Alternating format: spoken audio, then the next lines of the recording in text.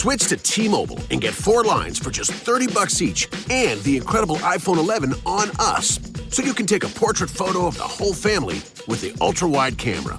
Oh, that's a good one. Oh, cute. Hurry into T-Mobile and get 4 lines for $30 each and the incredible iPhone 11 on us with qualifying trade-ins. Via 24 credits for well-qualified buyers with autopay plus taxes and fees. If you cancel before receiving 24 credits, you may owe up to the full value of your device of $699.99. Contact us. Finance agreements required. You are listening to New Theory Radio.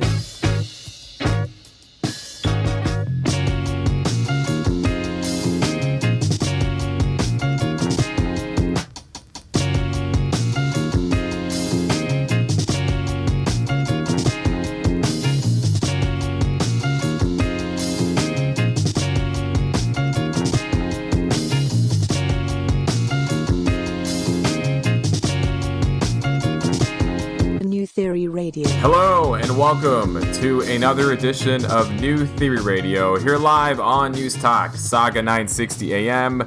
My name is Nav Nanwa, I am your host, and this is the show where we theorize on arts and pop culture. Yes, that is the refined positioning of New Theory Radio moving forward. A big thank you to everyone for showing us love on this new and refined direction for the show. As well, a big thank you to everyone that showed us love for our Theories on Allyship, Community Support, and Change episode from last week. We got a lot of amazing feedback on that episode, so I do thank yet again Anupa Mystery and Mastermind for joining me for that very insightful conversation. I also got some awesome feedback on the NTR Spotlight, which we introduced last week with Juno T. Shouts to Juno T and all the amazing work that he's doing as well. And we're going to continue to provide a lot of theories when it comes to arts and pop culture. And it does actually begin with our pop culture panel for this week. I'm going to be joined by two amazing influencers. One is an image coach by the name of Nehal, Mehra, currently based in New York, but originally from the GTA. And the second is another good friend of mine, Kaitlin Narciso, who is the travel editor for Holler magazine and someone who loves traveling, and I know that she doesn't like being indoors right now because of the quarantine, so we touch on that a little bit during the conversation. But the reason why I put these two together is this week a lot of different pop culture topics were of interest when it comes to diversity, when it comes to inclusion, when it comes to an individual by the name of Jessica Mulroney. Yes, Jessica Mulroney is somebody who is very familiar, probably most known because of her relationship to Ben Mulroney, who is one of the more prominent entertainment hosts within Canada, but also the fact that she's Meghan Markle's best friend. But she was in the news this week because she was exercising her white privilege when she attacked via DM Sasha Exeter regarding a call-out that Sasha said, and Sasha is an influencer, regarding a call-out that she was making for influencers to use their voice to stand up against racism. And what ended up happening is Jessica did not handle it correctly and ended up blowing up quite big on social media, and it actually led to Jessica losing a couple of endorsements, some TV deals, and just totally getting canceled, I guess, in this day and age. So I talk about that in greater detail with Kaitlin and Nehal, considering that they are both in the Instagram influencer space, and they are both influencers of color, so I get their perspectives on that. We also talk about the news that came out this week that the Bachelor TV show, which I'll admit it, I do not watch, announced for the first time in 25 seasons, a black bachelor, so I get their perspectives on that and why this maybe took so long for it to happen. And then we also talk about Starbucks. Starbucks announced that they were closing 400 locations across North America, 200 within here in Canada. And although it may sound kind of dire with the fact they're closing locations, it's actually part of a restructuring strategy when it comes to their current retail outlets. I get Nehal and Kaitlin to chime in on that as well. And then for our NTR Spotlight this week, I'm very honored to be joined by an individual who has contributed a lot, not only to Canadian hip-hop, but hip-hop as a whole. He is a DJ, producer, engineer, and he actually has a new album coming out called Spirit of Hip Hop, which it releases on June 29th. We got David Strickland joining us a little later to talk about the album, as well as share some stories about some of his experiences working with a whole plethora of different artists. And we're talking artists by the likes of Drake, Method Man and Redman, Eric Sermon, all the prominent names within the Toronto hip-hop, or I would say Canadian hip-hop scene, like your Maestro Fresh West, Cardinal.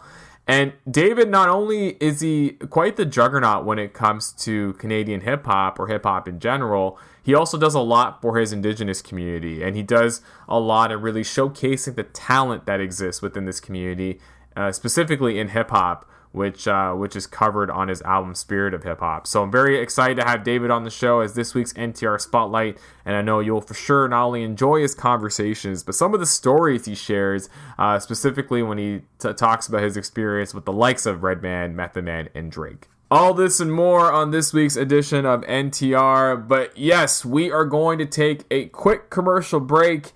And when we come back, we are going to be joined by our pop culture panel, Kaitlin and Nehal, and we are going to start by talking about this Jessica Mulroney situation here on News Talk, Saga 960 AM.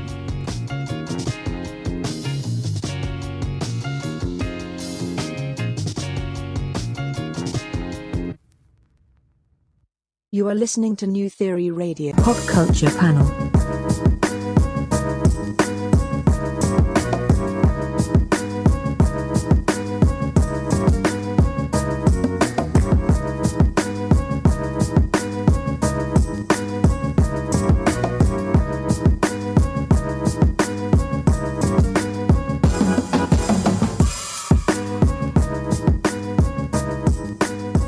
And we are back here on New Theory Radio, here live on News Talk, Saga 960 AM. My name is Nav Nanwa. I am your host. This is the show where we theorize on all things arts and pop culture. It is that time again for our pop culture panel, which is our weekly panel where we discuss the biggest news and stories in media and entertainment. And this week, I'm very honored to be joined by two lovely women who, quite frankly, are quite the influencers within their own little worlds. And I'd love to even dive deep on that as well throughout this conversation. I'm going to start with the person on my left. She is a self-proclaimed self-love influencer, empowering you to create a life that you're fully in love with. She is a body-positive advocate and aims to inspire women to look and feel beautiful by using her passion in beauty and fashion. She also equips women to transform themselves both internally and externally so that they can have the life of their dreams. And she's also has some media experience herself. Actually, I think when I first met her, it was on a red carpet. It is my good friend Mehra. Nehal, thanks so much for joining us here on New Theory Radio. Thanks so much for having me. I'm so excited. Hi, everyone. Yeah, it's going to be fantastic. And the other person that will be joining us on today's episode on the pop culture panel, she is a Canadian content creator specializing in travel, culture, and conservation journalism. Through written word, beautiful images, and captivating video content, this individual tells stories from around the world. She is currently the travel editor of Holler Magazine and a contributor of Drift Travel. And she is someone that I actually met 2 years ago at a journalism program at Seneca College, and then we just hit it off since then. It is my good friend, Kaitlin Narciso. Kaitlin, thanks so much. Thanks so much for having me. Hi, everyone. Everybody in Radioland, what's up? I'm looking forward to this conversation because I think the both of you are from the same worlds, I must say. You know, both of you are very influential on Instagram. You guys have quite the following. You guys put together some really awesome and positive content. And I would be remiss if I did not mention this as being one of the main topics of this week. And that is our Jessica Mulroney exercising her white privilege to threaten an influencer by the name of Sasha Exeter. And it's a very, I would say, polarizing issue that's currently going on that has been getting a lot of steam. You know, Jessica actually lost a lot of endorsements and a lot of different TV deals this week because of it.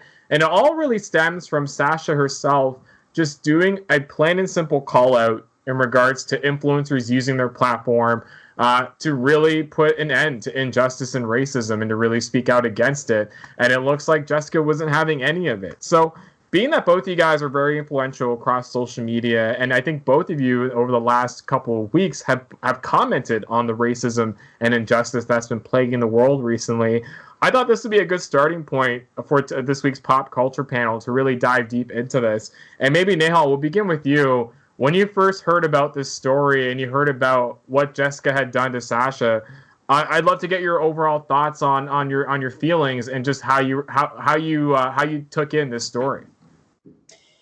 Yeah, of course. It was definitely very disheartening, first of all, just to see that. And I think what caught my eye, and it's interesting, I just saw this just a couple of days ago before we had even spoken about it. But when I saw Sasha's video, just circulating across social media, it was titled "The Amy Cooper Experience." And for me, that was like an instant, like, oh no, what happened now, kind of thing. And I think it's maybe this was a bit of me that was too optimistic about our Canadian culture, because I did grow up in Toronto, in the Greater Toronto area. And I think I knew that racism existed, but it was something that I didn't choose to really accept. It was, and I guess maybe I wasn't so blatantly, put in that environment where I was facing racism. But when I saw that, I think, before I even continue, I think these past couple of weeks as a society for all of us have been a moment of rude awakening. Yeah, totally. Like, I don't know if I can say all these words, but it was like, oh, ish, like, like, like. I can always edit, don't worry. It was very much like, wow, like this is happening. And we are, even as a person of color coming from South Asian descent, like, we live a very privileged life. But going back to Sasha's video, I think it was really, really disheartening to see that, because someone in an influential power like Jessica, to use those words and to use her power in a negative way, it's one of the most disappointing things for me. And that is because, people of color or Black women especially, and that this is what we're learning. This has been a moment of education for myself too, that they're working so hard, to make a place for themselves in this world, Yeah.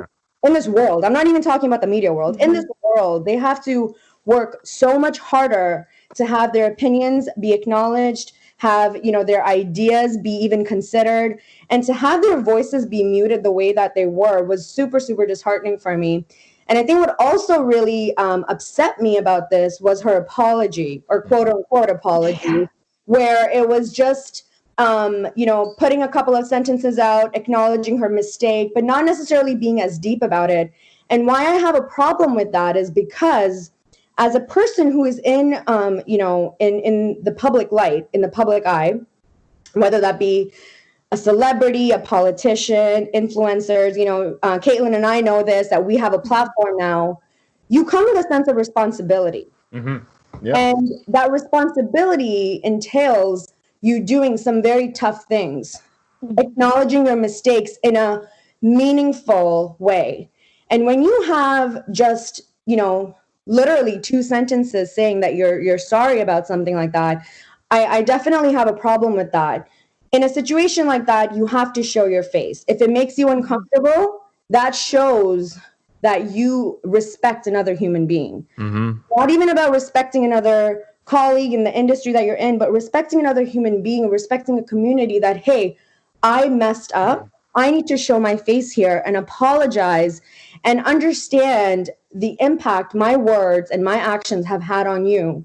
And how am I now working towards an action plan that's going to help be an ally, to be a resource to you, and acknowledging that, maybe Sasha won't forgive her. And that is okay, because at the end of the day, we're human. Mm-hmm. And it might take Sasha a while to forgive her. She might never forgive her. You don't know. I can't speak on behalf of another person, especially on behalf of a person who's Black and the things that they have gone through at this time. So I think it was just like, oh no, like the beautiful Toronto or the Canada that I knew.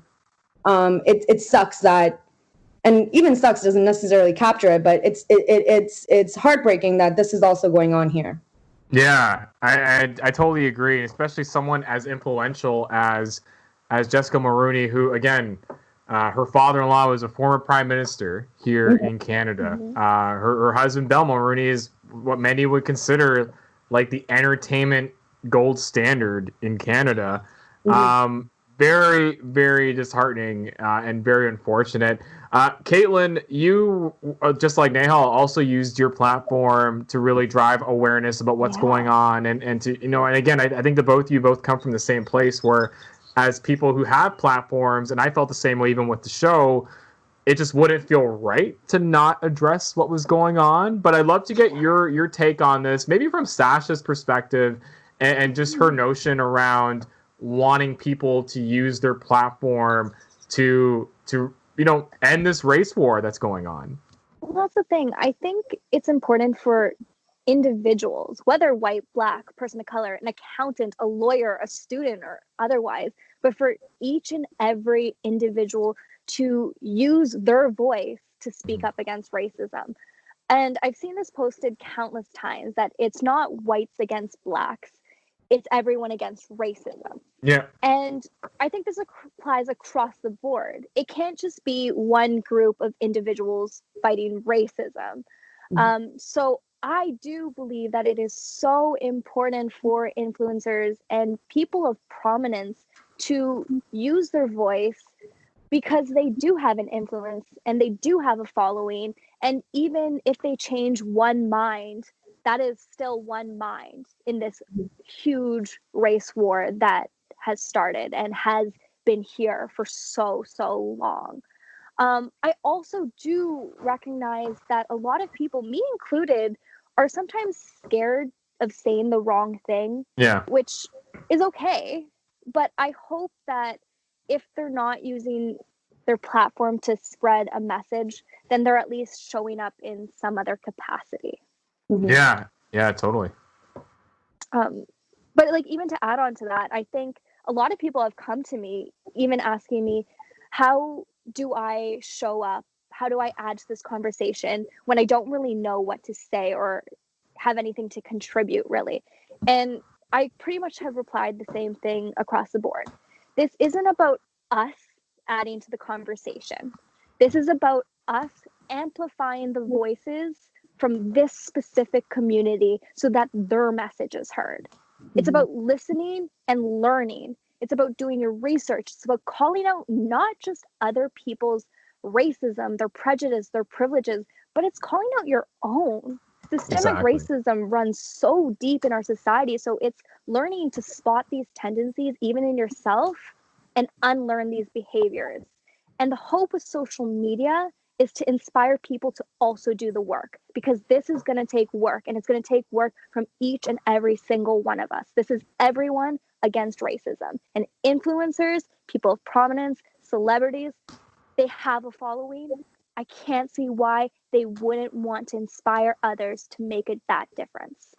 I wholeheartedly agree. And the thing is, like, again, with the influencer mentality right now when it comes to promoting brands and promoting products, or and Kaitlin, in your experience, promoting experiences when it comes to travel, there is a bit of an awareness tool there that a lot of people over the last couple of weeks have been saying, well, if we get influencers to already promote these things, they should be able to promote ending racism at the same time, especially if we are looking at equality. And I think that's been the most fascinating part of this. And maybe this takes away a little bit from just the Jessica situation, and we will circle back. But I've been having this conversation with a lot of people, whether it be in my corporate life, whether it be through the work I do here, whether it be just through flyby conversations with some of my friends that are in the creative space. And to your point, I think it really boils down to using your position, using whatever role you play, or using your voice to really amplify what's going on, because someone's bound to listen. And I think that's one thing we wanted to realize, is that even if you're having a one-on-one conversation, or if you're posting on social media, I think having that mindset of wanting to be the change and wanting to spread the message around positivity and equality, I think is so important. Yeah. One thing I did want to ask, we'll run by the both you guys regarding this Jessica Mulroney situation, is there was an instance where she was talking to Sasha and she had mentioned that maybe she was going to, get her blackballed in the industry and that she was going to lose endorsements and all of that. To me, like outside of just dissecting just how inappropriate that interaction was, I want to get both of your perspectives on this because both of you guys are influencers of color, and again, Kaitlin, I know you're of Filipino descent. Nehal, you're of South Asian descent, and again, looking at the influencer game right now, are there ever times where you guys feel like you get overlooked regarding certain opportunities, mainly because of who you are, and maybe you're not given a fair shot when it comes to your platform? And maybe Kaitlin, we'll begin with you. So I think this is a hard one. I am half white, half Filipina, and I have very much in the travel industry had so many amazing opportunities that for me, I haven't really experienced racism towards me when it comes to that. Yeah. Gotcha. And so it's hard for me to speak on it because I don't want to undermine someone else's story because everyone's is different. I do, and I will say this though, there is not enough color in media. There isn't. It's still not there yet. It's improving. Yes, in the past 10 years, it's definitely improving, but it's not there yet. So there's always that room for more inclusion, and it's making sure that companies don't just have that token person of color representing them, and rather have the person that represents them the best because of who they are, rather than the skin that they wear. Yeah, no, exactly. Nehal, what are your thoughts? So I haven't experienced it that much either when it comes to, racism or just being overlooked as a person of color. I've also, really focused on amplifying the voices of like smaller brands and niche brands as well. But yes, when I look at, for example, beauty campaigns, because that's where I focus on, is there a lot of representation there when we're going? I don't know, that could definitely be debatable. But to Kaitlin's point, is there shifts happening? Yes. Do I think sometimes it's tokenism? Absolutely, yes. I laugh because I've seen it. Right? But it's so true, right? Like it's so true. And I fight for having a body positive representation, right? Showing a diverse, array of models versus just showing one particular woman who is beautiful and one particular woman who will ever be worthy of love and success.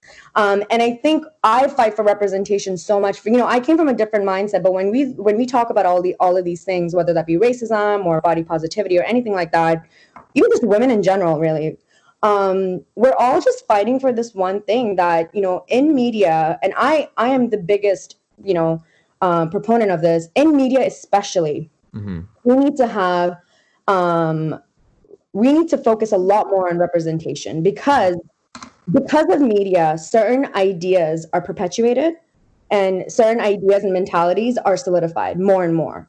And that's how our society and our culture is really shaped. And if we don't have representation there, that really, really stops us and inhibits us from really growing as a society and as humans. But again, just going back to that point, because I feel like I digressed there a little bit, but no worries. I think there are some things happening. Like one of the biggest influencers in my eyes is Nabila Noor. She just came out with a line with Elf Cosmetics. And to see South Asian clothing and, our jewelry and our culture plastered around mainstream media was in the beauty space was one of the most beautiful things. And, again, I would have to agree with Kaitlin, like it's not there yet, because when we see someone like Nabila or when we see a show like Never Have I Ever, we are so excited because we're still shocked. Yes. Oh my God. Yes. Yeah. Like this girl gets me, So I think we definitely have a lot of work to do. We do have to work a lot harder because, again, there's so many studies and there's so many like statistics that we can share that there's actually, a lot of people out there who don't necessarily fit into this and who are not catered to, right? Asian Americans, for example, and when I say Asian Americans, that includes South Asians as well, hold a majority of the buying power in North America and in the States, but they are not catered to in their marketing messages, in the products that they're sold. So it's interesting to see, where we're going to go and where we are and how these couple of weeks, in just these couple of weeks, really, week and a half, have really shifted our society. And I can't wait to see how much representation and where this is going to lead us. And I really would just not like it if, we only had a couple of weeks of people talking about it. I really hope it continues. I really hope we stay with the momentum. Yeah, I agree. I think too, this whole movement and momentum from the past few weeks has put such an onus on brands to really embrace color. And beauty companies are being called out to show their numbers, prove it. If you think you're diverse, prove it. And then work towards being more diverse. The thing is it should not be the color of our skin that determines who we are and if we're suitable for a brand. It should be who we are in our hearts and our minds and what our message is and what we've created through our platform. Yeah. Exactly. Yeah. I love, Kaitlin, to your point, and Nehal, great sort of examples in what you said earlier too. I just saw a post that Band-Aid is coming out with multicolored Band-Aids to represent different skin tones. Yes. Like something as small as that, that probably didn't cost them a ton of money, is such an easy win right now. And even like Nehal, you mentioned something earlier regarding when it came to this Jessica Mulroney situation, just, as a Canadian, just being surprised.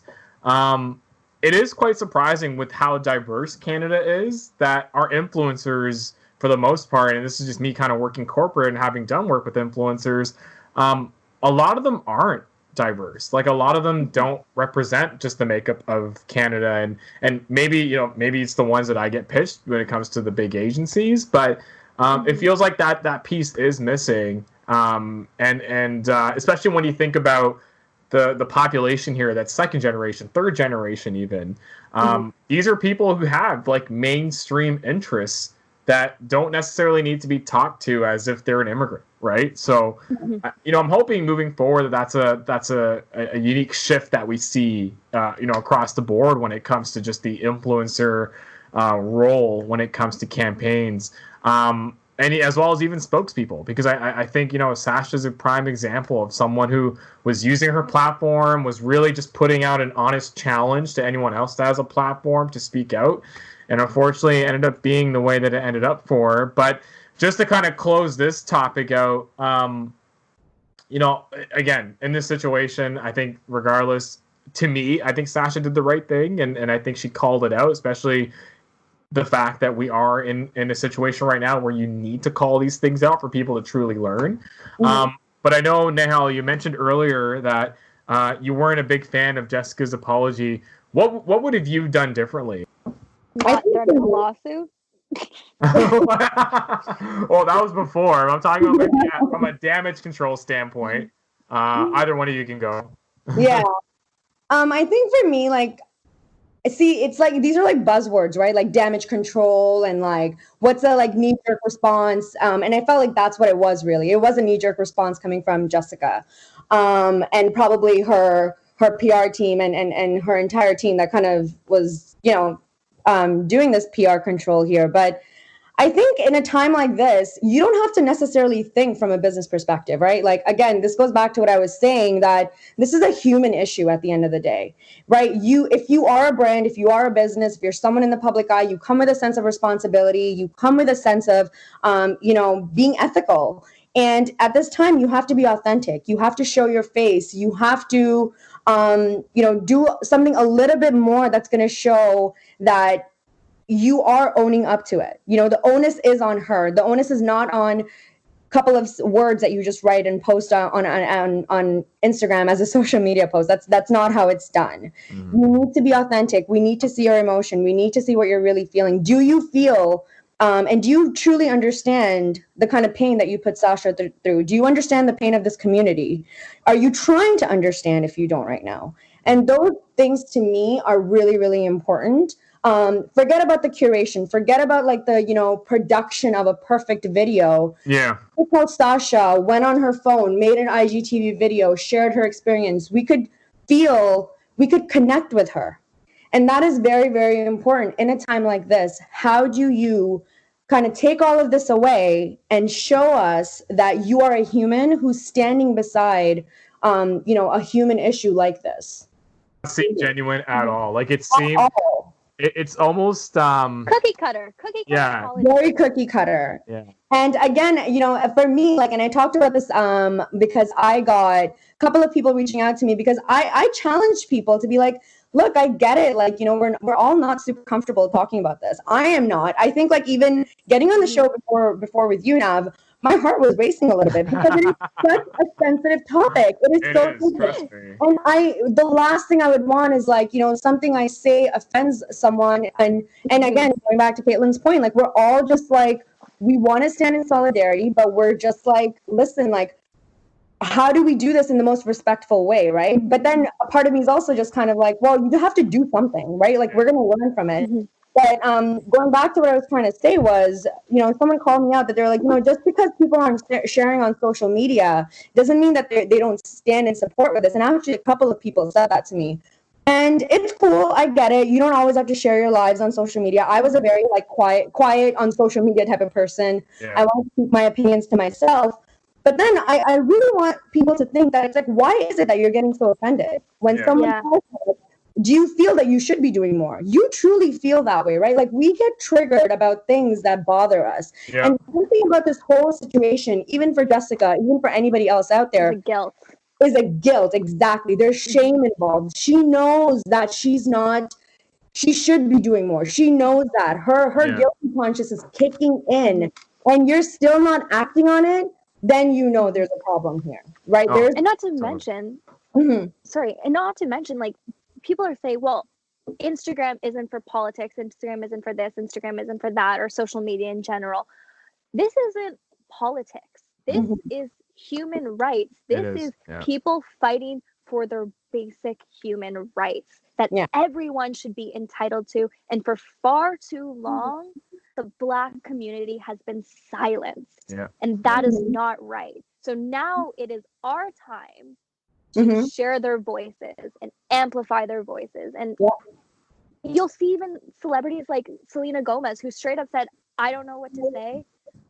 So I'm going to take a little break from social media. And in the interim, going to hand off my Instagram to people from this community that do know what to say and that are able to educate not just me, but my entire following. That is the right way to go about it if you truly do not know what to say, but want to have an impact. And that's the pressure in all this too, is, for anyone that has a platform, having that expectation where you have to comment on it, it can be intimidating in regards to saying, hey, maybe I mean well, but the words don't come out properly. And and that's been something that I've been dealing with over the last 2 weeks. But again, shout out to Selena Gomez for doing that. Like, if you don't know what to say, hand your platform to someone else that does, right? And be able to still, be a part of the change that's taking place versus trying to not resist it, but trying to play it safe. Because I think the time to play it safe has passed us by.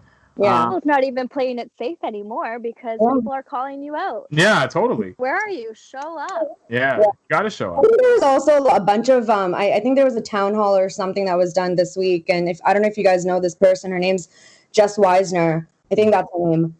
She was hosting this webinar or virtual conference or something where a lot of white women allowed Black women to come in on their platforms and speak and educate. So I know Julia Roberts was part of this. I think Ella was also part of this, where they had some Black influential women come and speak and again just educate us on what's going on. So I completely agree. I think more of this stuff needs to happen to show that community-like feeling, right? Community isn't just white community, Black community, it's a human community. And how do we show that?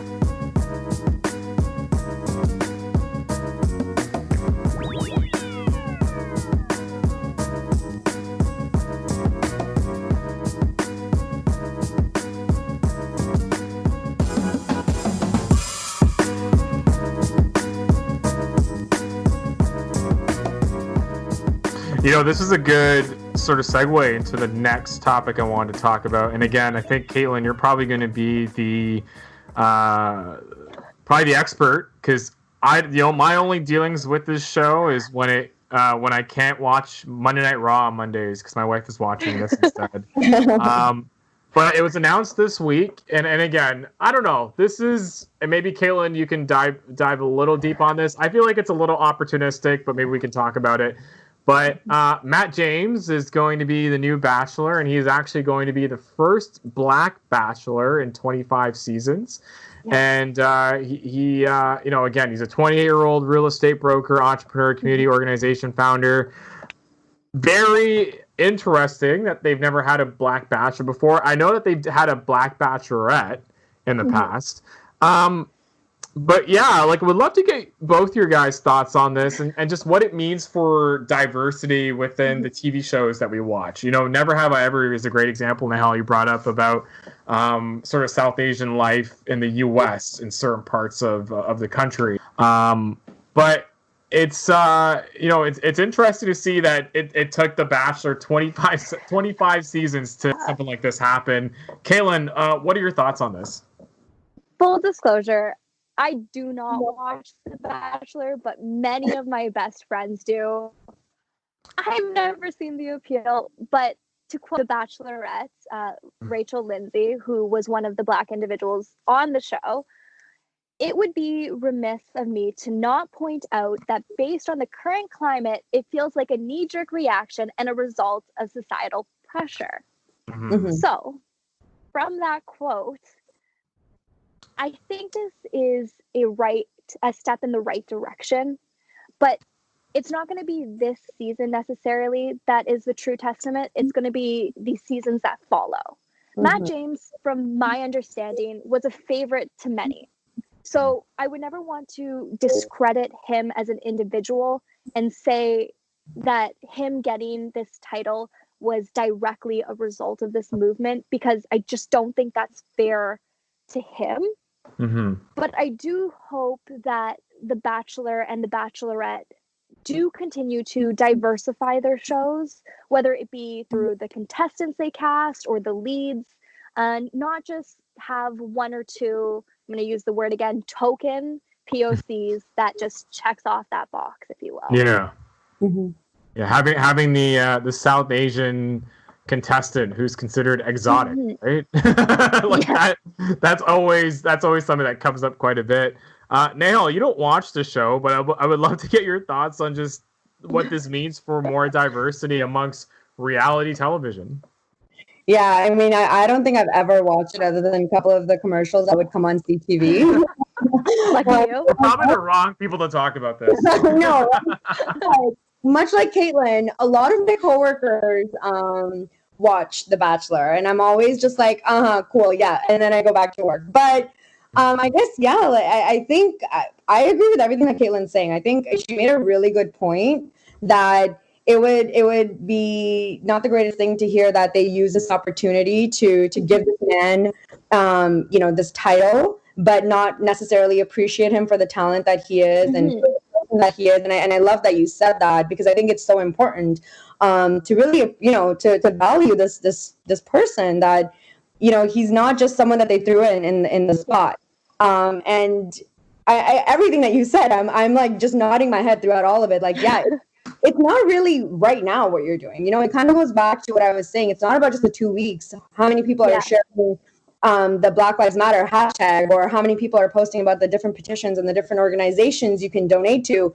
How is this going to roll out, right? Are we going to be held accountable moving forward?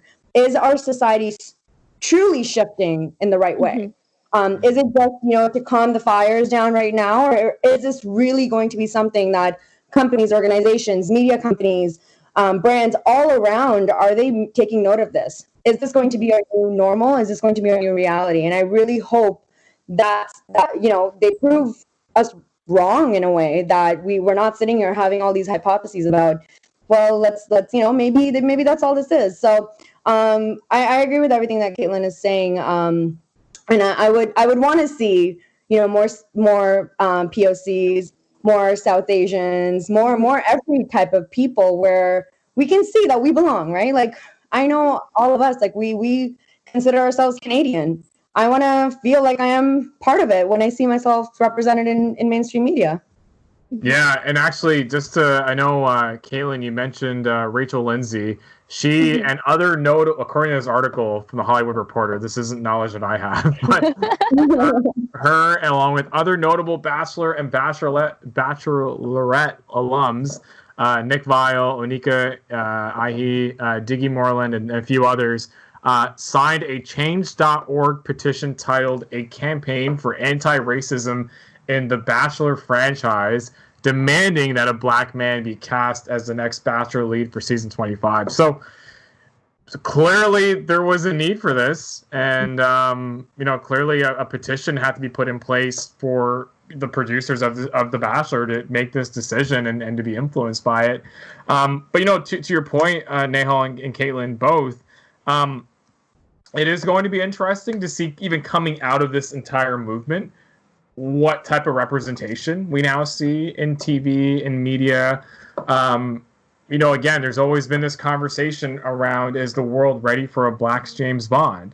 And then Idris Elba has always been a part of that conversation. There was the Spider-Man Into the Spider-Verse that came out a few years ago, and it was a black teenager that was Spider-Man, right? Mm-hmm. And I think it just goes to show that if this is what we're ready. We're ready. And if this is what it takes to open up diversity, then kudos to Matt James. But yeah, completely agree. And I think, like we said, it's not necessarily going to be the actions right now or the past 2 weeks' actions or the actions in the next coming weeks. It's going to be how companies actually take this message, incorporate it into their company, and continue on forward into the years to come. Because it's easy to put on a Band-Aid and be like, this is what I'm doing, look at us. A skin tone Band-Aid. Exactly. A skin tone Band-Aid. But yeah. Sorry. Yes, a skin tone Band-Aid. Just on the topic of shows, reality shows or TV shows, are there any shows right now that you guys are into that you would like to see some more diversity on? I'm just wondering. I'm trying to think within the shows that I watch, what I would like to see mixed up a little bit. But any that come to mind? Oh wow. Reality television? Any? Yeah, actually, let's keep it within reality, considering it's The Bachelor. Oh, I don't watch reality. Reality TV shows.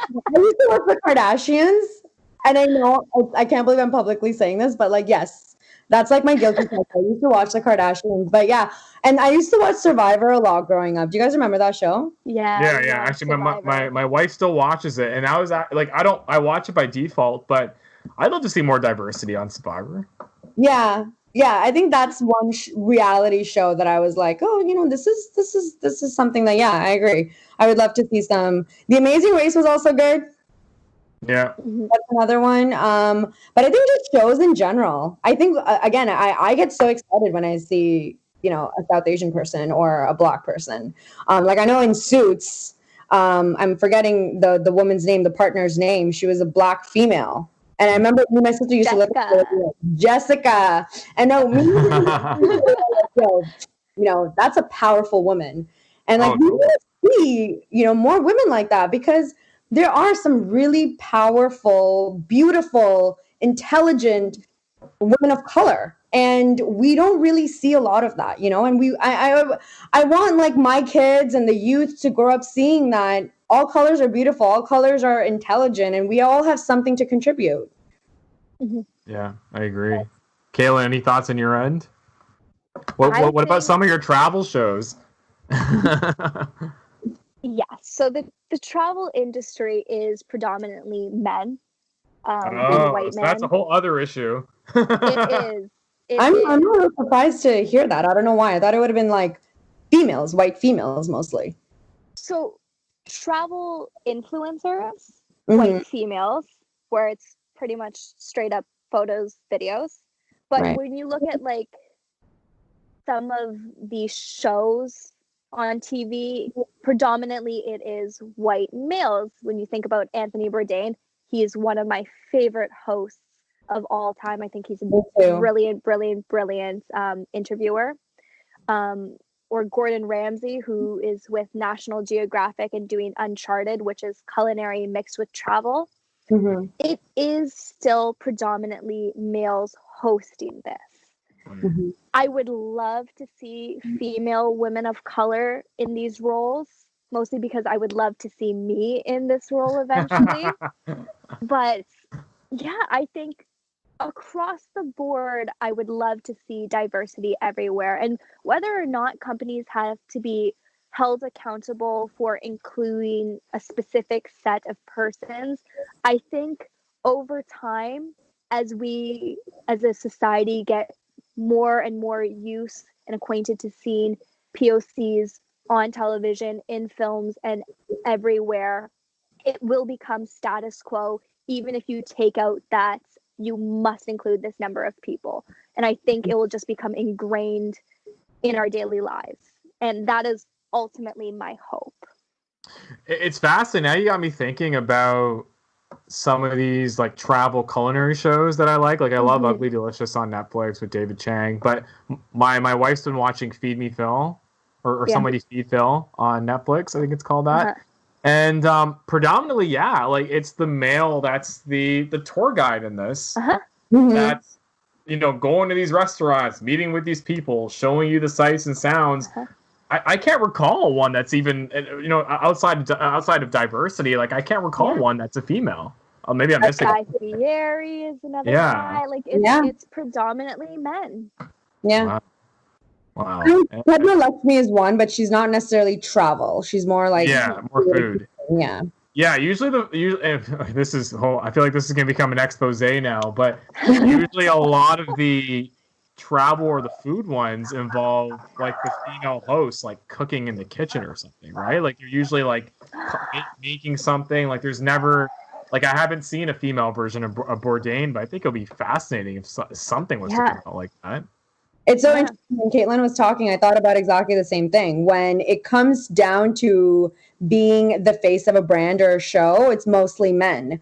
Gordon Ramsay, Anthony Bourdain, these are two of my favorite men on TV. I mean, if I would do anything to marry Gordon Ramsay. But but yeah, you're absolutely right. Like it's like, oh my God, it was one of those moments for me. Like it is all primarily men, and that's what we're seeing. And I again, it's just like, females are always portrayed in this supportive role versus the lead role, and I would love to see more females leading shows like that. Yeah, no, I definitely would watch it for sure. Yeah. Just to kind of close this panel off, let me just check the time. Oh, okay, we're doing pretty good. Kaitlin, I know when you and I were in our journalism program at Seneca 2 years ago, shout out to Seneca and Summer Institute. What was it, Summer 7? Is that the crew? Summer 7. You and I think, got along because we were both Starbucks aficionados. And I'm sure, Nehal, you're currently based in New York, right? Yes, I am. Whereabouts in New York? So I work in Manhattan, but I live in Queens. Wow. I thought you would have said Brooklyn. I would have been really jealous. I love Brooklyn. I cool enough to be in Brooklyn, but I love the neighborhood in Queens. It's just as cool. There's a little India in Queens too, right? Yeah, I mean, there's a big South Asian population, but I live in a neighborhood called Astoria. So it's cool. Little Middle Eastern / all like young adults, young professionals. It's great. It's like right by Manhattan. I'm like primarily basically in Manhattan. Yeah, no, her Queens is expanding quite a bit. But I'm sure, Nehal, when you're out in New York, and obviously when you're in New York, you're surrounded by a plethora of coffee spots that sometimes you have to go and grab your Starbucks. And it was announced this week, and I guess this is a victim of just the coronavirus, that Starbucks is closing 400 of its locations, with 200 of those being in Canada. We'll love to get your thoughts on this. Like, this is quite the groundbreaking news. Starbucks is quite the juggernaut. Even in my area here in Etobicoke in Toronto, I have 3 Starbucks just within a 5-kilometer radius from me. Like, they're not too hard to find. What's your thoughts on this? Are we worried that Starbucks is slowly going to disappear? You think this is just something that has to do with the coronavirus? Do you think these are temporarily going to close, and then we're going to have they're going to pop up again maybe in a few years? Nehal, let's begin with you. I think Kaitlin and I were just like, no, this is not going to happen. I mean, we've been pretty in sync with everything, but we're just like that. No, they're not going anywhere. Starbucks, yes, I know, coming especially from New York, small coffee shops, and cafes are definitely what's the word I'm looking for? They're liked more, I guess. That's what I was trying to say, and they're that's the first go-to for us. But Starbucks is not going anywhere. I was reading an article, or maybe it was the same one that you read, Nav, but they close about 100 stores a year anyways because of renewals and just their contracts expiring or whatever that is. So I think they took a big hit in terms of, of course, with the pandemic around, and no, the traffic isn't as much, but I know when things open up, Starbucks is coming back just as strong. It is that aspirational brand for so many people. Some people love the coffee. I know I do, but there's times where I love my Timmy's, where I love my Dunkins. But I think a lot of people go there because, like I said, it is that aspirational brand, and they're not going anywhere. I don't think they are. I think they're coming back. No, I'm definitely in the same boat, and especially when you think about the fact that the concept of your coffee shop is probably going to change drastically because of the pandemic that we're in. And even just reading this article, the one that I referenced, that I sent you guys beforehand, Starbucks to me just seems like a company that's going to find a new and innovative way to get you your coffee. Because they innovated. They already are. They have the mobile apps. These small shops can't compete with a big brand like that, right? Like mobile orders, having an app like that, having coffee at your fingertips, takeaways, and all of Starbucks Reserve, like the fancy coffee. Exactly. They were already ahead of the curve, before anybody else even got to that. So these small cafes that we're talking about, those are the ones that are going to have the biggest hit here. Kaitlin, you drink like a venti, right? Do you still drink venti? I drink a lot of coffee. You do. You definitely do. But I'd like to read a quote from their original statement, or one of their statements. This repositioning will include the closure of up to 400 company-operated stores over the next 18 months, in conjunction with the opening over time of a greater number of new repositioned stores in different locations and with innovative store formats. There you go. If you think about this is actually a really smart move. With more and more one-off coffee shops popping up, possibly shutting down after during the pandemic, but popping up again after. If you're having a meeting or if you're going on a date, you're more likely to choose one of those cute cafes than choosing a Starbucks. So with their app, which was already an increase in advanced ordering and taking out anyways, which had been exponentially growing in popularity before COVID, this strategy shift, I think, was a long time coming. And as the company said, really just illustrates how much consumer behavior has changed for them, especially within the time of the pandemic.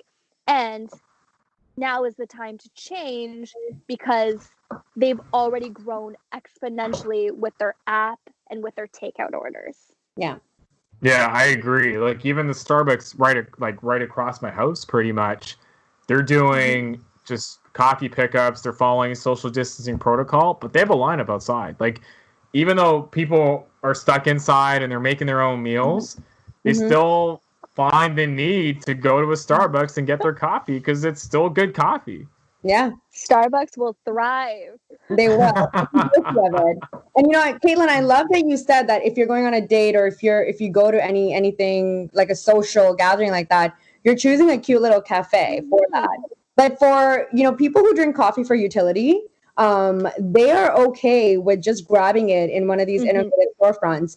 And this is, I think, actually a really smart business move for them because they're going to cut costs of these like retail brick and mortar stores for themselves, and they're going to have some sort of a robotic or put in a coin or put in like pay for your coffee and like a machine type of coffee thing that you're going to be able to just grab and go. I think they're going to end up saving a lot now, and then their profits are going to go through the roof. And I think again it comes back to it's a really smart business move for them. This is a strategy move. This isn't feel bad for Starbucks that the pandemic happened, because I know me. I've been driving through my Starbucks that's literally across the street from us and grabbing coffee for me and my family. So they're not suffering when it comes to sales and that much. Oh yeah, when I'm out for my little evening stroll, if the Starbucks is still open, I'm popping in. I'm grabbing my cold brew. It's my summer tradition, right? Still on the cold brew? I was it you and I were on the I got you on the what was it, the cappuccino, the iced cappuccino? Yeah, you did. I did, yeah. So The cold good. foam. The cold foam iced cappuccino. That was my jam 2 summers ago. It still is my jam. I'm actually craving one right now.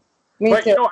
I'd like to, both of you guys said it right. Like I think Starbucks probably over the last 2-3 months realized, hey, this is really allowing us to rethink our business, rethink how we should go to market. People are still investing into our coffee, but they obviously want it delivered in different ways. I think a lot of companies can learn from this. And again, I think you're seeing across the board retail getting hit the hardest right now when it comes to the pandemic. So, hey, if you're a Starbucks type player and you have the ability to maybe cut some losses and reinvest some of that money and be able to revitalize your business and deliver it in a new way, hey, kudos to Howard. Howard's doing it right. He really is. He's an inspiring guy. If you read his story from where he was and where he is, he's a smart cookie. Yeah, I still have to read his book. I remember when Starbucks, I think, was giving them away for free when it first came out. I totally missed out. But the Howard Schultz story, I'm sure, is one that's intriguing. Probably one of the more beloved millionaires from Seattle versus some of the other ones. Ladies, this has been a fantastic conversation. I really appreciated having you both on to talk about some really interesting pop culture topics from the week. Now it's the part of the show where you guys can promote yourselves and talk about what you're working on currently, and maybe give us some insight as to how you're keeping sane during these insane times that we're in. But Nehal, let's begin with you. If people want to reach out to you, what do you have on the go, and what are your social handles? Sure. First of all, thanks so much for having me. This was so much fun. I'm so excited that we were able to do this. But I would love to hear from anybody. Just want to say hi. I'm really active on Instagram. It's @_ Nehal Mehra. So would love to hear from you guys.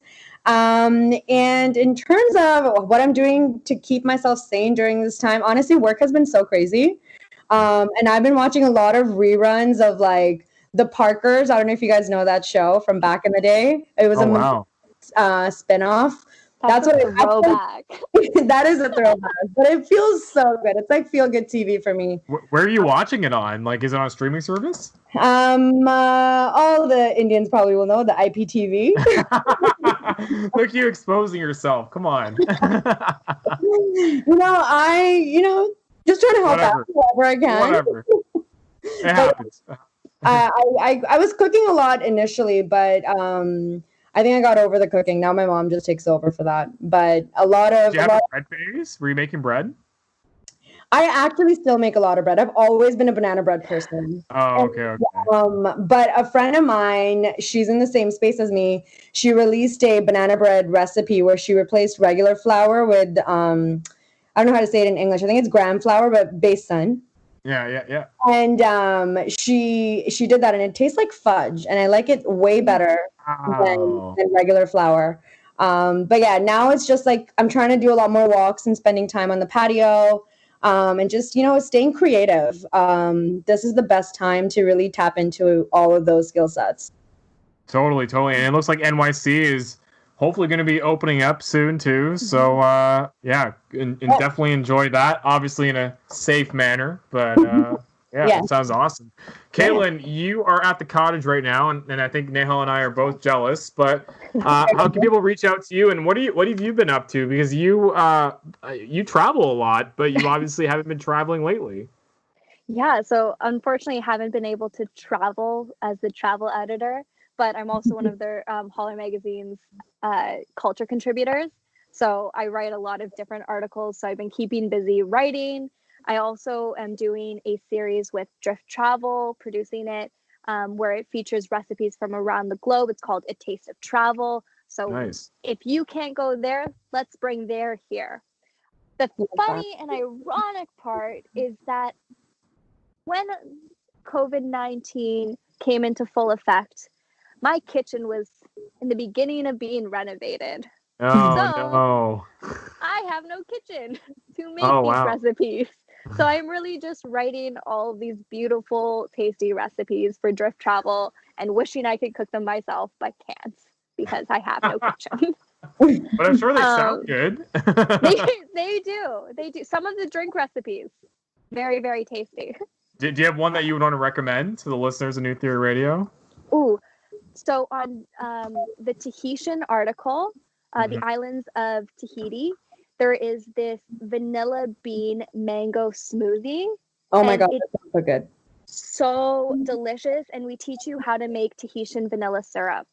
So good. Oh my God. Yeah. That sounds amazing. Well, I'll have to check that one out for sure. And if anyone wants to reach out to you, what's the best way? Instagram at Kaitlin.Narciso. Just send me a DM or reach out to me via my Holler Magazine address. It's just Kaitlin@hollermagazine.com. Yeah, holler at her and holler at Nehal. And again, ladies, thanks so much for joining me. This has been a fantastic pop culture panel here on New Theory Radio. We are going to take a quick commercial break, and then we'll be right back with more here on News Talk Saga 960.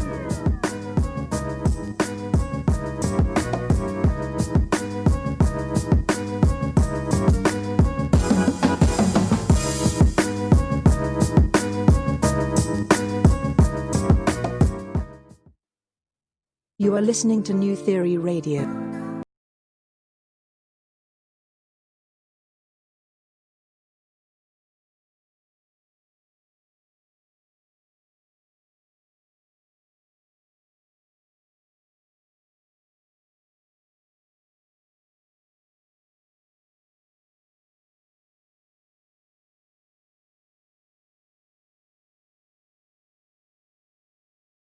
New Theory Radio, here live on News Talk, Saga 960 AM. My name is Nav Nanwa, I am your host, and this is the show we theorize on all things pop culture and arts. And joining me right now for our weekly NTR Spotlight, this individual has been quietly lurking behind the scenes as an engineer, a mixer, and a producer on hip-hop and R&B records for the past 2 decades. His work has graced seminal tracks by the likes of Pete Rock, Eric Sermon, EPMD, Keith Murray, Redman and Method Man, and someone who's quite known, I would say, in these parts is a great local talent by the name of Drake. And I'm so excited to be talking to this individual because not only are they a pivotal force within music, but they actually have an album coming out called The Spirit of Hip Hop on June 29th. It is David Strickland joining me for the NTR Spotlight. David, thanks so much for making time for us here at New Theory Radio. Thanks for having me, dude. Yeah, man, super excited to talk to you. You have quite the impressive resume. You've worked with rappers that I've been fans of for a very long time, and I would say, for the last 2 decades, you've also worked with the who's who, even in Toronto rap. You know, we mentioned Drake earlier, but you've done stuff with Cardinal. Even your track Truth features the legendary Maestro Fresh West. But I want to take it all the way back. How did David Strickland get his start in music, and how did that all come about? I'm gonna say, I was a DJ at first. I started as a dancer, and then I started DJing. Just out of love. I loved hip hop, and I loved turntables, and I just started DJing, parties, and then some of my friends were rappers, like not really known or anything, but so, back then every rapper had a DJ, so I was like, oh, I'll be the DJ, and then started. And then one thing led to another. One of my friends was a MC named Rumble from Rumble Strong, and he's the kind of the guy who first introduced me to sampling and actually doing production, and then from there I just started educating myself and going to school and doing as much as I could, and that's kind of how I started.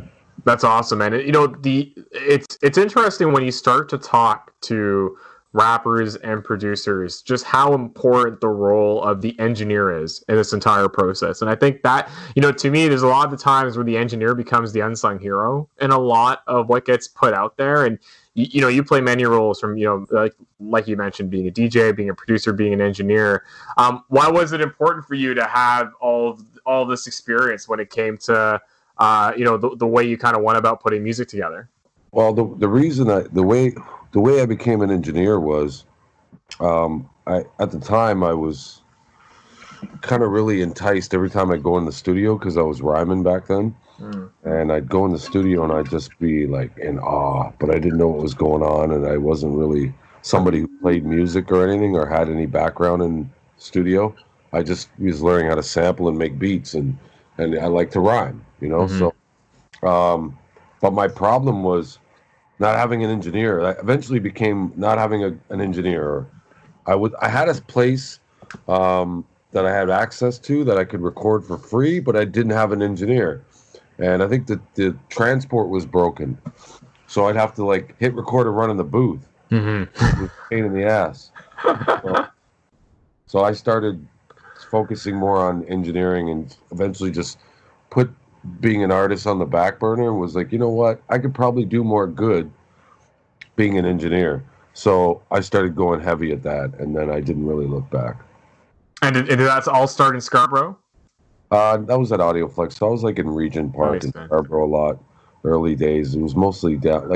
I was a kid from 16. I was everywhere. Yeah. City was small to me. I'd go to New York all the time and go, Toronto's small. And laugh, right? But so I didn't have Yonge Street didn't stop me from going to Rexdale or what I'm saying, vice versa. Yeah. We pretty much did it all back then. We'd jump in a car and drive to Hamilton for a party on a Thursday night, there you go. Yeah. A bunch of us, so we had no fear, man. Yeah, that's such a GTA mentality, and that's the one thing I really loved about Canadian hip hop, specifically in the 90s, and I've always had an appreciation for it, and I've always considered myself a bit of a nerd. But when you think about, Cardinal, Choclair, even before that, Maestro, even when you think about bands or groups like the Rascals or even Swollen Members out West Coast, they all still felt very close. They didn't feel like they were far in proximity. And maybe a lot of that had to do with the fact that, they were on TV, they were on Much Music quite a bit, but also with the things that they were talking about. And they were further away, and they had to do more legwork for you to see them. Yeah. We had the internet back then. I know. Crazy. So, it would have been a different world. Yeah. Who were some of your influences? Back then or now? Back then. EPMD was Eric Sermon was a big influence on me musically, production-wise. That's why it was kind of crazy the way things turned out. Because I would literally be in the studio. I had a song, okay? This is how deep it gets. I had a song of my own where I sampled an EPMD song or a PMD line or a word, a couple words, and then I'd sample a Redman or scratch it in to make a chorus and stuff, and then later just be like, wow. It's almost like I was seeing into the future, right? Yeah. But, there was also guys like Pete Rock. Premier was a big influence. I was a fan of Dre, but not, big on Dre's production. A lot of people praise him. I get in arguments with people about it. I've always been an East Coast guy myself too. I'll be honest. East Coast guy.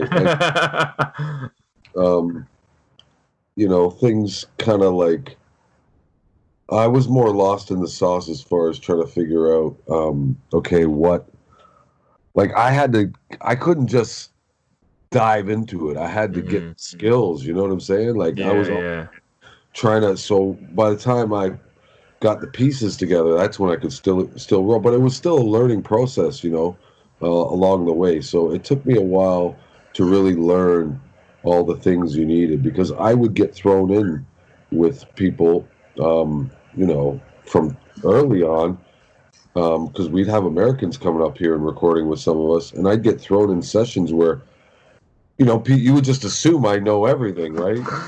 So I kind of had to act like... You have to learn on the job, eh? And I'm good under pressure, so, you know, I got through the fire. I've had my moments, but, you know, I did okay considering what was up against me, you know? Your background is that of Indigenous descent, and you know, it really, in the work that you put out, you see and feel a lot of your roots and a lot of where you're from and what you're doing. And even when I was taking a little peek at Spirit of Hip Hop, the track "Res Life" really stood out to me. And again, my exposure to Indigenous music, specifically the hip hop side here in Canada, is very limited, but you're starting to see, you know, acts like A Tribe Called Red. We have Toolman on the show a few months ago. Even, you know, Jeremy Dutcher doing amazing things as well. What is it about Indigenous hip hop or Indigenous music that it really feels that right now they're having their shine and their moment, which to me should have happened a long time ago? Well, one of the ideas of this is to take us out of the shadow. Mm-hmm. They tend to put us in that category. Even myself, I've been experiencing where I've done all this music, you know, my whole life, and it's never been it's never been an issue till now. Yeah. Sudden now, I'm put in the Indigenous category, and that's what I'm trying to work against. Is it's great that we have those categories, but we should be shared in, you know, all the other categories as well. So I try to get away from saying Indigenous hip hop or Indigenous anything. It's like everything else, you know. When they say black actor, white rapper, it's like we got to start getting away from that. We're all just humans, and it doesn't matter if you're brown or yellow or shoot. I got kids of all colors, and what am I supposed to do? Call them? Like, come on, it's getting like we need to just come together and stop all that noise. So, but at the same time, to address what you're saying, that's what I'm trying to do is expose people to our side of life.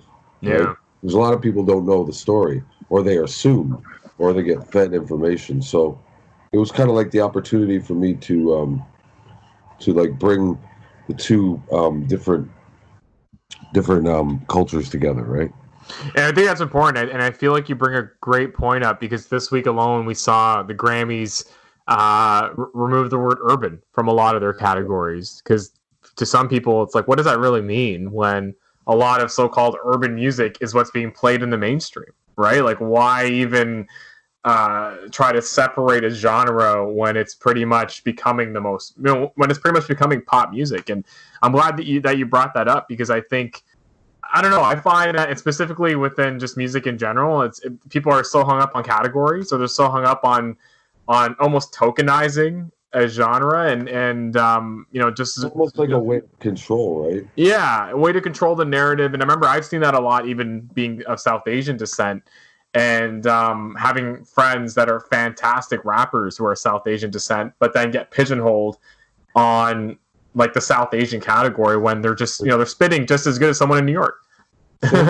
Issue over there, right? And that side of, like what you just said is the exact same thing, because that same problem in America. Think of how many Asian artists, whether it's hip hop, you don't see in America as much. Like, remember that Rich Asian movie? Yeah. Right, where it was Crazy Rich Asians. Hollywood, but that should be normal in music. And it's the same issue as we're having, right? Like I said it the other day, I'm like, if I'm going to be in a movie, they will make me play a native or make me play an Indigenous person. Like traditional Indigenous person. That's all I can play. Mm-hmm. That's kind of what's up with that. Like, really strange, but yeah, it's so I'm trying to, open people's eyes a little bit, and broaden their horizons. Yeah. And a lot of people,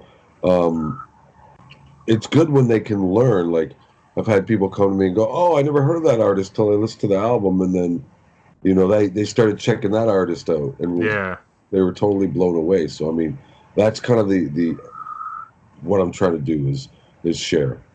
Yeah, and I think Spirit of Hip Hop's a great example of that, because you have the likes of Eric Sermon, well, the Def Squad. They did a reunion on one of your tracks, which is amazing.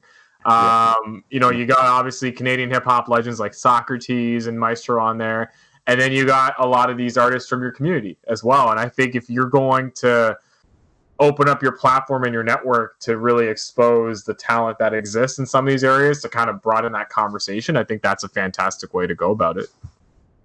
Yeah, and at the same time, you open the door, and hopefully we could build from here. Mm-hmm.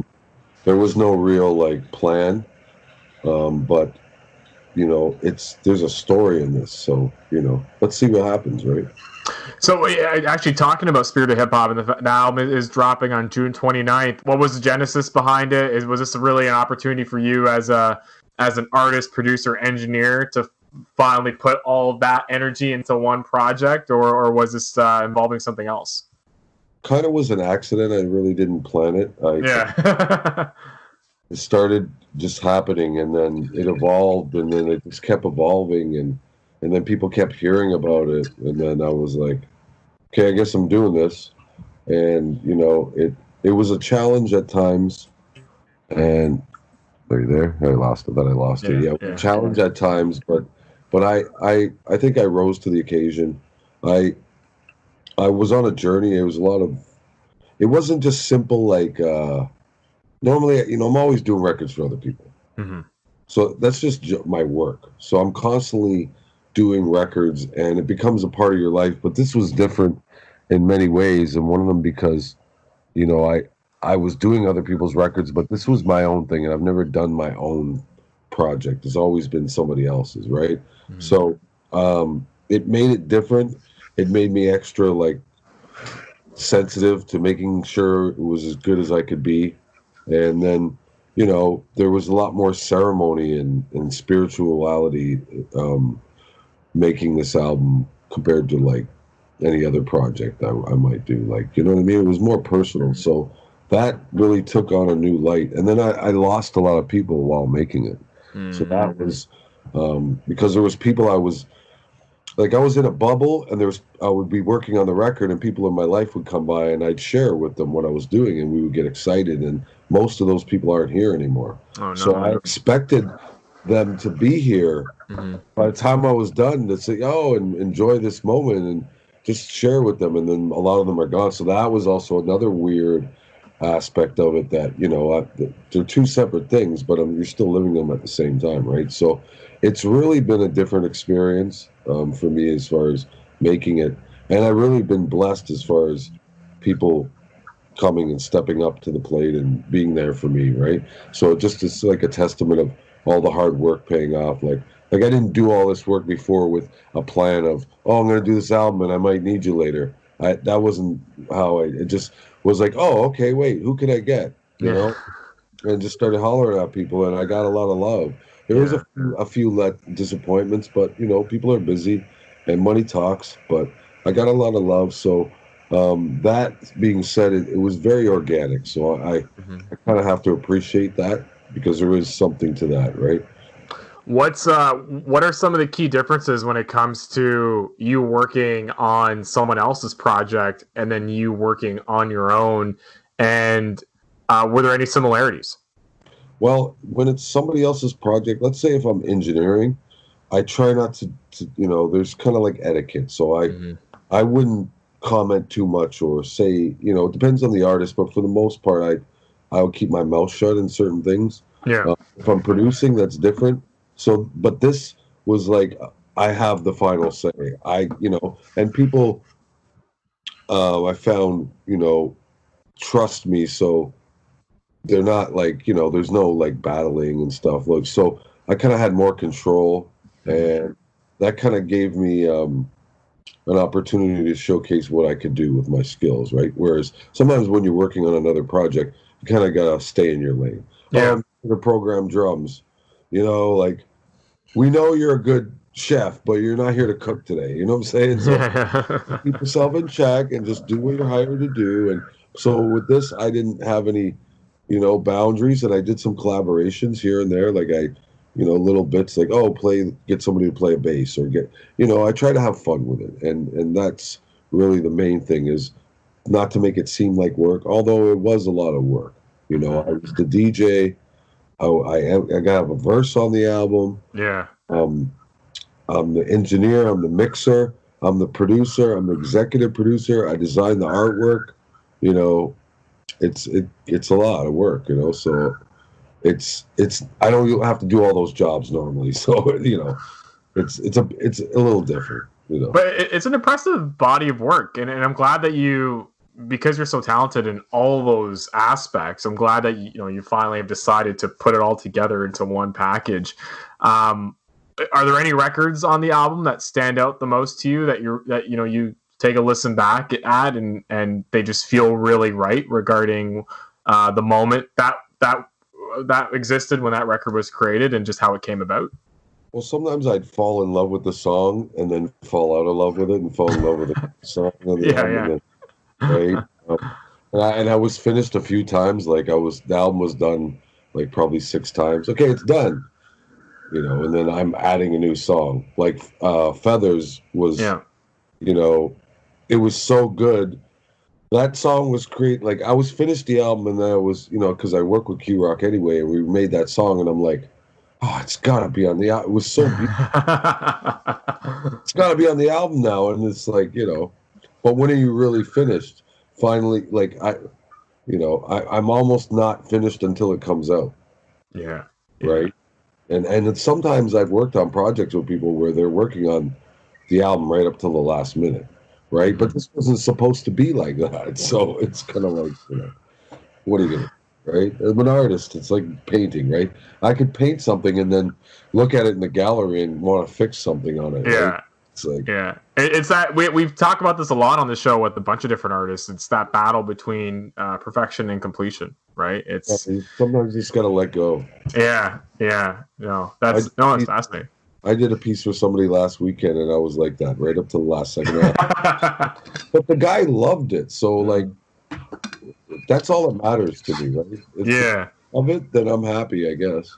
Yeah. No, that's awesome, man. That's awesome. Obviously, when you listen to the record itself, there is a lot of, even with the artists you have on board, I would say it sounds like a lot of your influence is rooted in sort of the golden age of hip hop, like the boom bap era and all of that. How important was it to really maintain that throughout this entire process without maybe thinking about the mainstream or whatever is hot right now? And you obviously being an engineer, you're in the booth with a bunch of different artists at a different time, but how important was it for you to keep it real to what you believe in? Well, the problem with that was I tried to get away from some of that, and there's some songs that are a little more trappy and more, and I try to give it a balance because I want it to be current at the same time as I want to keep it real because I love that style. So it was a hard way because, you poke your head out the sand and you're like, damn, okay, like it already changed, right? So I just try to do me and not sound dated either. So, and I hope I accomplish that because some songs have that, but then some songs mix both. Yeah. I had a producer who was playing some songs to him, and he was like, you did it. And I was like, what? And he's like, you found a way to mix it. And I'm like, yeah, right? So, I mean, and it's not always easy. So, yeah.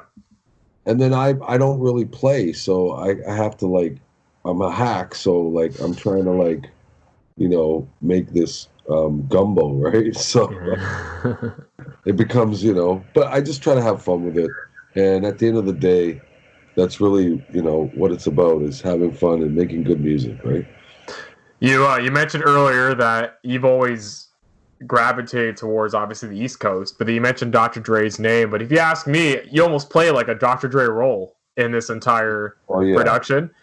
Would you say this is maybe, your version of The Chronic or even 2001 in regards to thinking about the pieces the pieces that are part of this record and even the roles that you play throughout it? That is kind of the idea, because it's more of a producer's album. It's not really about me, it's about the artist. But and there's people who are generally I have history with or I have current history with. So, for you to get that, it's like, okay, good. You see that.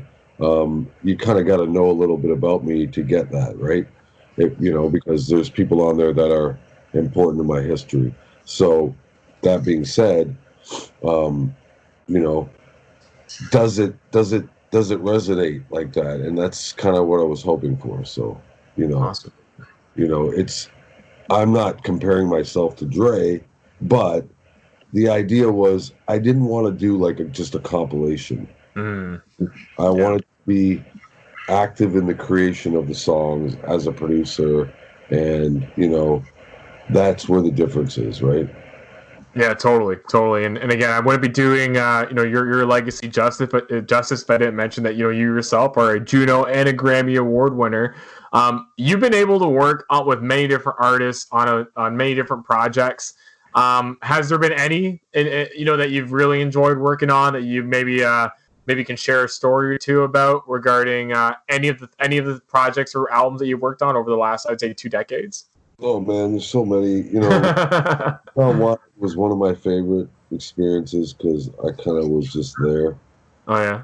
By accident, and Redman's my favorite rapper. Yeah. I'd be there, and I don't tell Redman that, so it's like a running death squad. Like Eric knows that, and Keith knows that, but like I don't tell Red that. Like maybe he knows by now. I don't know, right? Yeah, but at the time, I would be like in the studio just in awe, like, because he's a pretty serious dude, and you can't. I love Redman. You can't really fake it around certain people. Well, as an individual, you gotta really be somebody. You can't just be like, not everybody gets those opportunities. So once you get that opportunity, you don't want to mess it up by corny, because I've seen some people do some fan and yeah. Right. And I know my etiquette because I've been in the studio with a lot of people from time, so I know. But I remember one time I was in the studio with Redman, and we were kind of just like really, we had been grinding for a while, and it's been getting to know each other like as men and just working together. And I guess I could see he was respecting my my skills and stuff, and so we're in the studio working. And I'll never forget this because he's my favorite rapper, right? Yeah. There was a moment where I was like, oh, wow, and he's the greatest guy ever, like he's like family to me now. But at the time, he stopped the song we were working on. He just hit stop, right? And then he just looked over and he goes, Gordo, you're a cool Thanks, Red. That's awesome. I don't know what I said or what we did, but like I was like, because I won't go home. I'll stay. Let's go. I'll stay for a week. Let's work. Like yeah. I'm all about making. And Redman has a really good energy in the studio, and he's fun to be around. And he's a great guy. So I mean, that really meant a lot to me.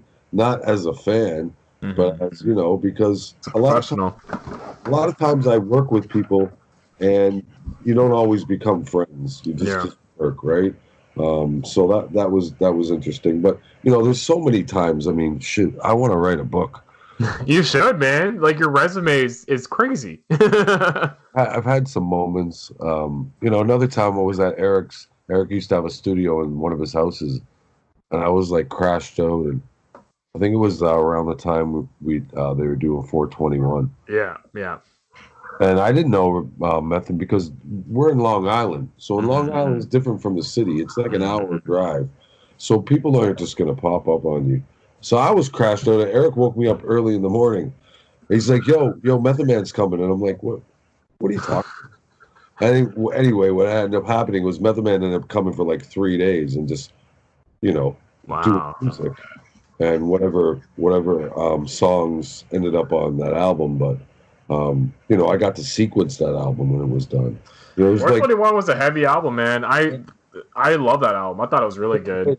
I enjoyed working on it.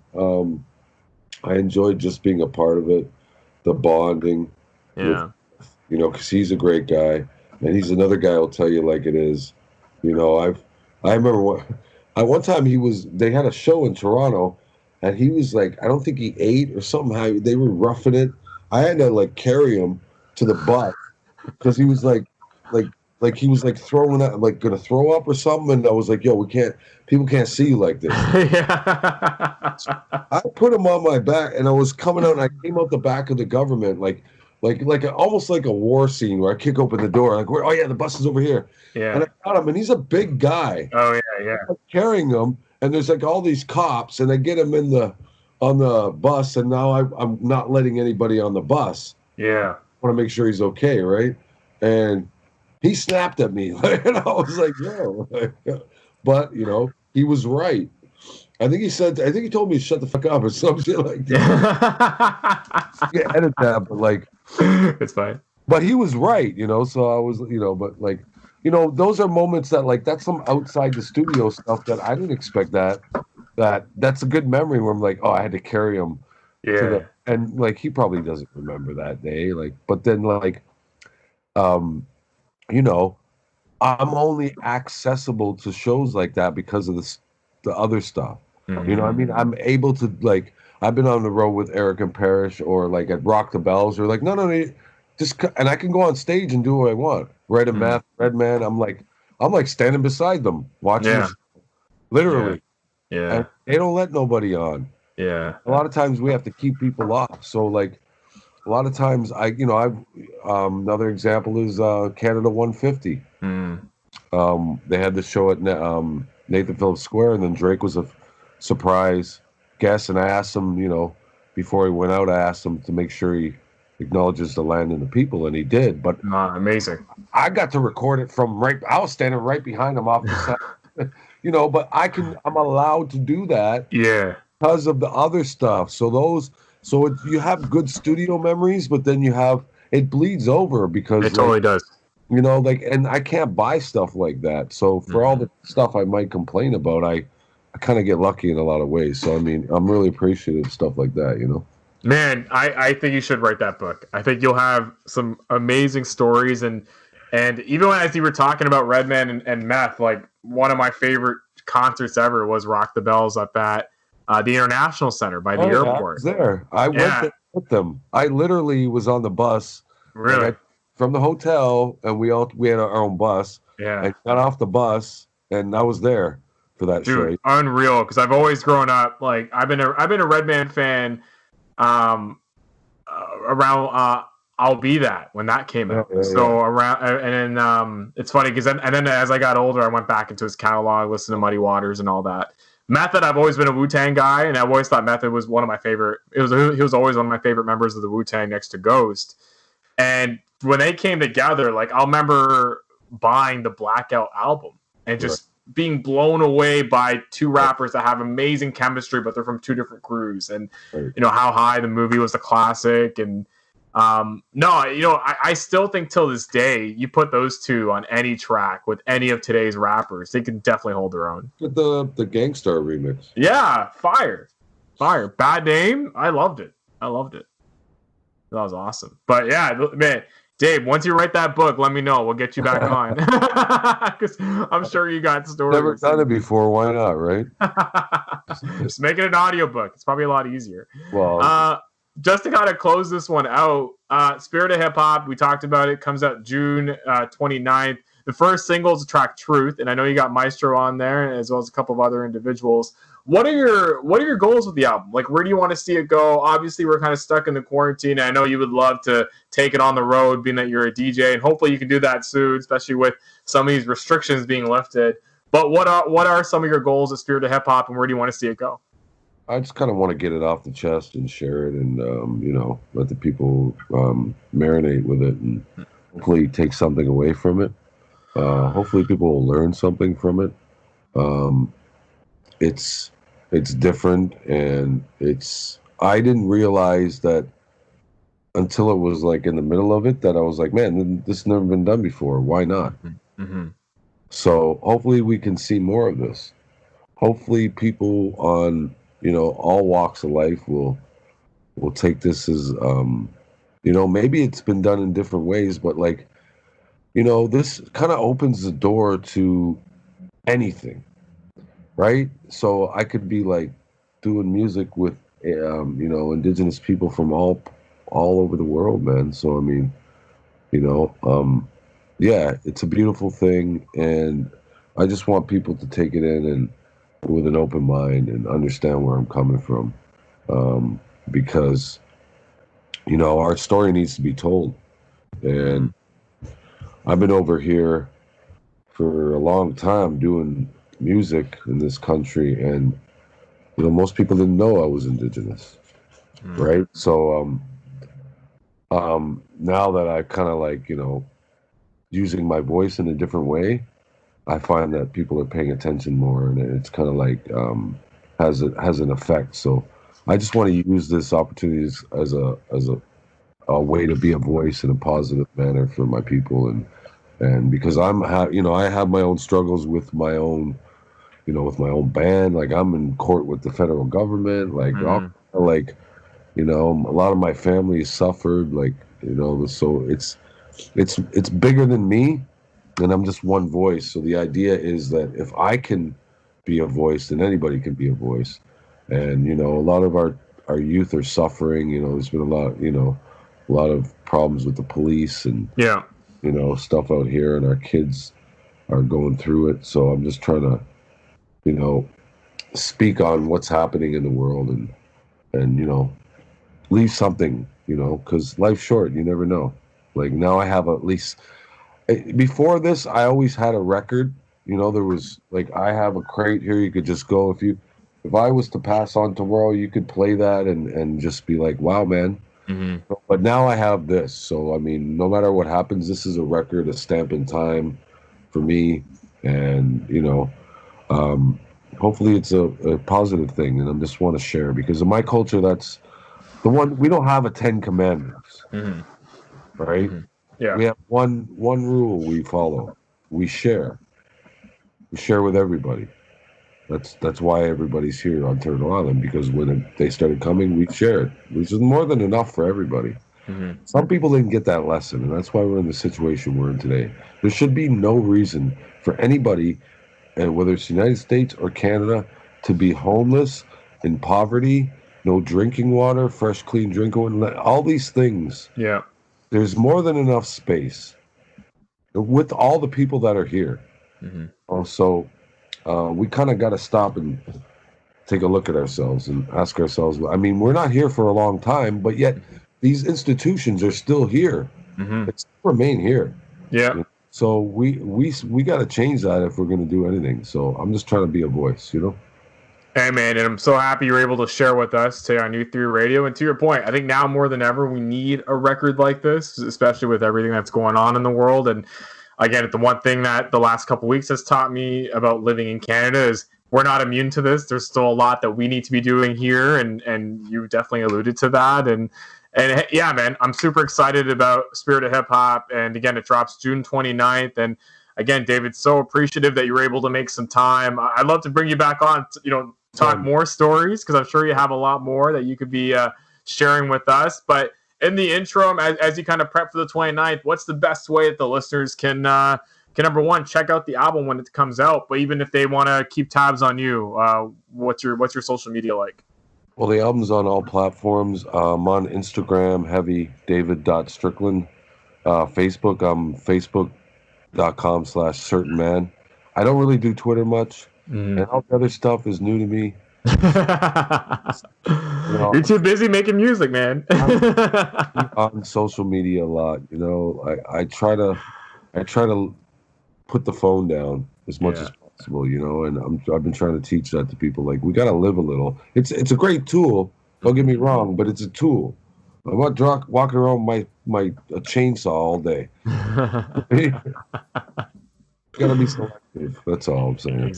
Exactly, man. Exactly. But man, thank you so much for joining us here on New Theory Radio. That's David Strickland. Go check out Spirit of Hip Hop on June 29th. And we are going to take a quick commercial break, and then we'll have more New Theory Radio here on News Talk.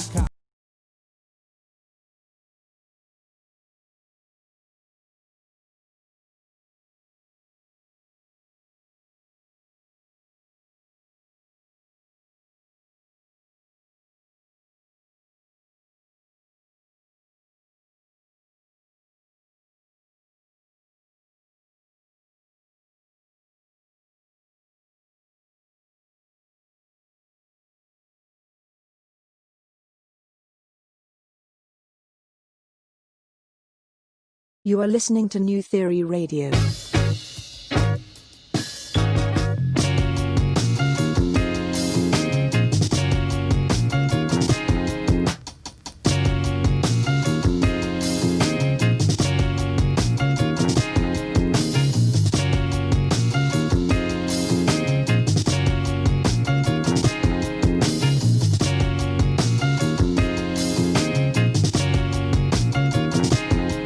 Theory Radio.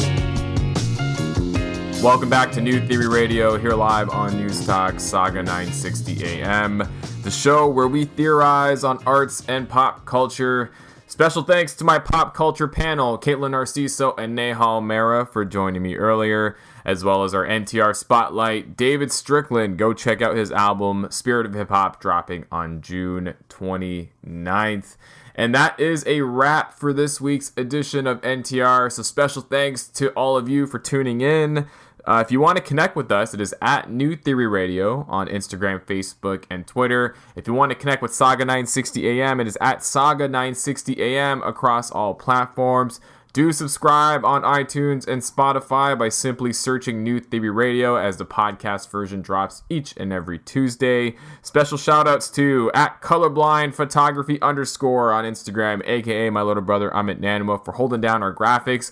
And special thanks to Dusty Loops at Dusty Loops across all platforms. He is responsible not only for our theme song, but the new intro song for the pop culture panel. That is another Dusty Loops classic. So special shout outs to the homie for everything that he does. And that's a wrap for this week. Thanks again, and you will hear all of us next time. Peace.